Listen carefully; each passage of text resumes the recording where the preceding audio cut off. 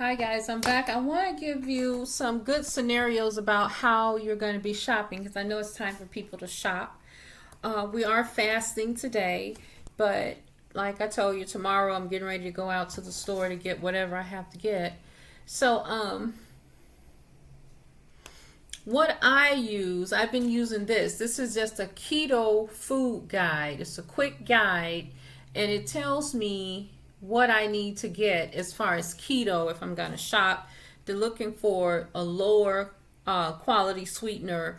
And when you're eating carnivore, the milks that you can have are like the keto milks, or it's called Fairlife, or you can just get your regular almond breezy almond if you want to have just an almond milk. You don't want to do dairy. You can get the almond or the coconut. I've been trying to do the coconut because they said something about someone right with the almond. I don't know, but lately I've been getting the Fairlife because Fairlife is ultra filtered. Now they have another milk called it's a ketogenic milk. It has very low sugar. Also, you can use lactate because lactate has very low sugar.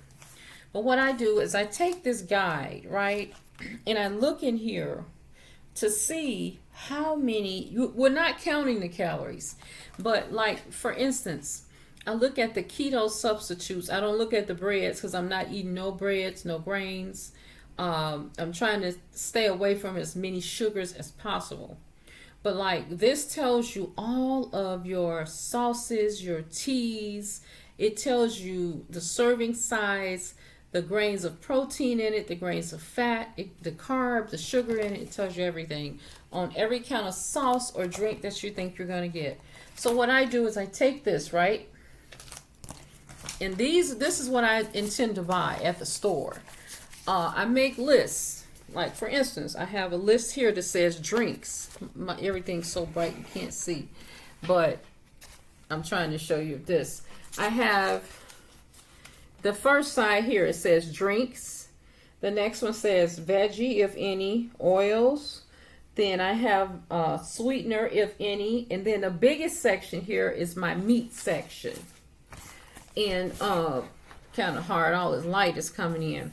But in my drink section, when I shop, I intend to get unsweetened tea. I intend to get me some more coffee, some kombucha. I get a couple of kombuchas and keep them in there.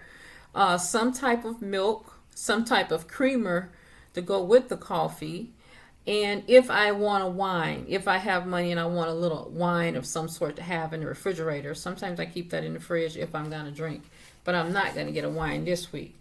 Now, veggie. I put pickle, kimchi, and bananas because bananas have potassium, so I get those a lot for my son. But another thing, instead of getting the bananas, you can use an electrolyte that you put inside, you add inside your water. So if you can find an electrolyte powder, like it's one called, what is it called? IV. It's called Liquid IV, and it's an electrolyte powder. You can find it in the grocery store. So I'm going to put electrolyte over here. It's called Liquid IV. They also have one that they sell on Amazon that people that are carnivore are talking about, something about life or something like that. Element. It's called Element.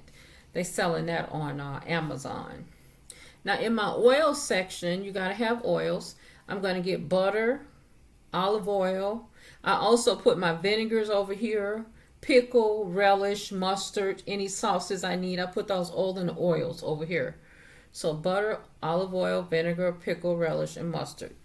Then the sweetener, if any, I am going to be getting coconut flour, Truvia spoonable, and I may get some liquid stevia drop because I want to show you guys how to make an imitation kind of a cola.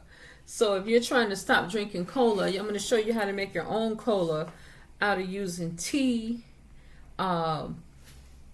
If you like ginger, I'm going to show you how to make something that's similar to a cola with a lower sweetener in it. So you can stop running to the store buying cola, because it's not good for you. And then my meat section, I have my lamb chops, beef ribeye steak, chopped steak. I may get some, I don't know if I'm going to get this chopped steak or not. Chuck roast, then chicken wings, and beef short ribs. I also have eggs, pasture-raised eggs, and I have salmon. Pasture-raised eggs and salmon.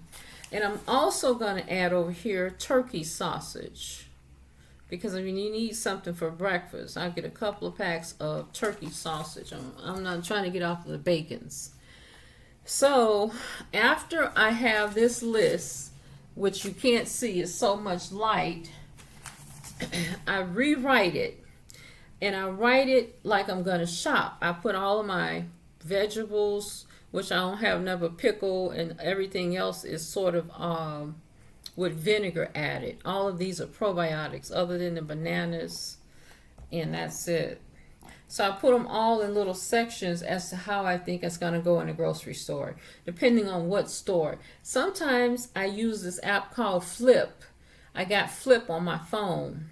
You download Flip. That's how you save money. You take your list and you put in all of your things on your list: milk, eggs, beef, chicken. And I found this on YouTube. A young lady was doing this, and I said, I'm going to try it. And you just write your list out, and it'll tell you what stores are going to save you with your list. How many stores? You may have to go to more than one store to get a savings, but it's worth it. Even if you have to take a week to shop, everything on your list you've saved. So it's a good thing. Try this app called Flip, or try other apps that will allow you to save on food shopping. The other thing you can do is join you a big club like a Costco or a Sam's Club, and go in there, go online when they have their sale and look in their sales paper and see if anything on your list is on sale, and then go to that warehouse and get what's on sale, and then go to other places and only shop for what's on sale, and then your monies will last you and your food will stretch. My problem is sometimes I get lazy and I want to go really close to get my stuff.